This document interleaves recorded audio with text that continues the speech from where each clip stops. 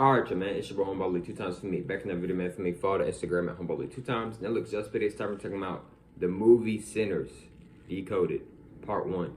Now, look, for up today's video, I want to give a huge shout out to the Most High in general for everything. I'm also giving a huge shout out to myself as well for wanting to receive this good information and give out this good information as well. I'm also giving a huge shout out to everyone and to y'all. Y'all literally take energy out of y'all's day to come rock me, show me love and support. You feel me? I appreciate y'all, man. I love y'all so much. More love, always deeply. I'm also sending good positive energy towards everyone always. Also, if you want to book a one-on-one consultation with me, just DM me on my Instagram at HumbleAli 2 times. Let me say it one more time. Just DM me on my Instagram at HumbleAli 2 times. Now let's go ahead and get ready into the video. The movie Sinners, Decoded. Also, I seen the movie yesterday. Spoilers. Disclaimer. If you do not want to get spoiled, click off this. You might want to click off this video now because you might get spoiled if you continue to keep watching this video.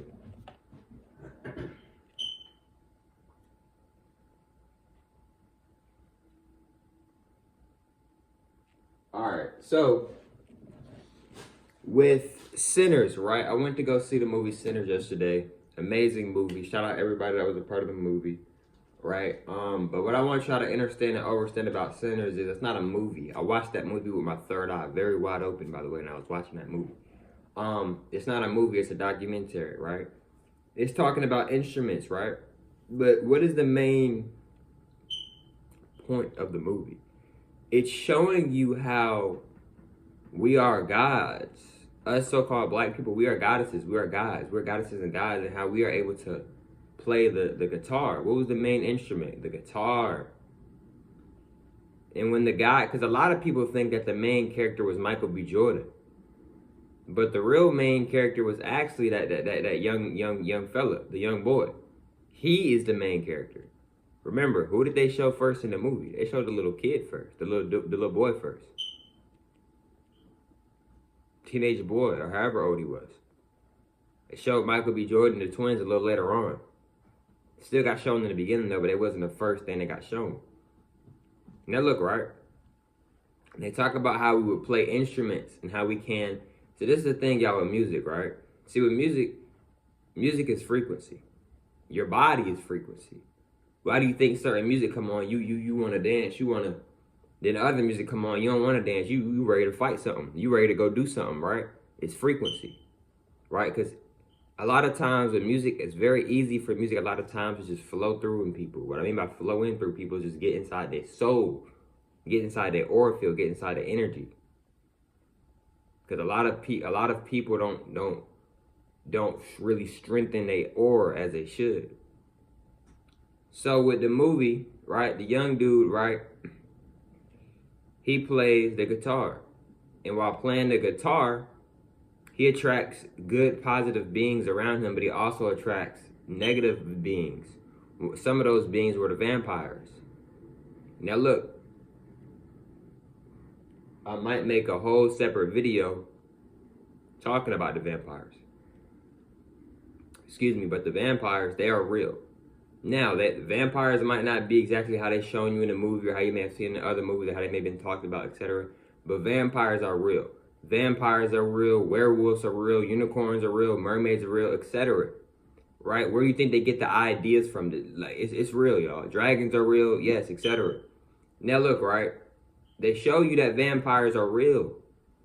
Right? They show you how when you use garlic, etc., it can hurt the vampires. It showed you how the guns wasn't really much of an impact on the vampires. Now, here's the thing. See, they talk about magic, but they don't just talk about one specific magic. They talk about multiple different types of magic if you're really paying attention and really listening. See, the main character, the boy, right? His father is a preacher, right? He's Christian. A lot of people didn't pay attention to this part, but in the movie, a black guy, one of the guys, said, see, this basically what he said was, this music stuff, this is our stuff. This comes from us. Basically saying this comes from the root, comes from our ancestors. This is what we really do. Right? And then he was basically saying, but that religion stuff, that ain't us for real. That's what they taught us. It was basically saying that they taught us these religions, but they didn't teach us that instrument. That's really a part of us, that instrument. That religion ain't a part of us for real. That's what we was taught. See, a lot of people don't know that. A lot of black people are in religion because it's been passed down generations through generations. Originally, your so-called family or whatever wasn't in no type of religion. And I say that with all due respect, but it's the honest truth. Religion has been passed down for generations after generations after generations, etc. Your original ancestors wasn't in no religion. The reason why your ancestors started to get in religion was because some of your ancestors got into slavery. We was forced to start talking English. English comes from slavery. We don't really talk English. If you black, you don't originally talk English. You don't. And then too, right, they talk about voodoo. They talk about protection. Notice how the goddess, the so-called black woman, right? Notice how the goddess, when she got done doing her ritual, what did she end the ritual off with? She ended it off with Ashe. Why Ashe? She could have said amen or something. She could have been like, she could have said nothing after that. But why did she say Ashe? Because Ashe has a very deep meaning to it. I'm not going to get too deep into that, but it's a lot of information. It's a lot of power in that word Ashe, especially if you know what you're doing. I'm not gonna get too deep into that though in this video. Cause that's a lot of energy. It's a lot of energy. Now look, right? They also talked in the movie about how a soul can get trapped in an avatar. In other words, aka body. How can a soul get trapped into a body? See, when the people turn into a vampire, their soul was supposed to transcend and go on to the next stage of their life.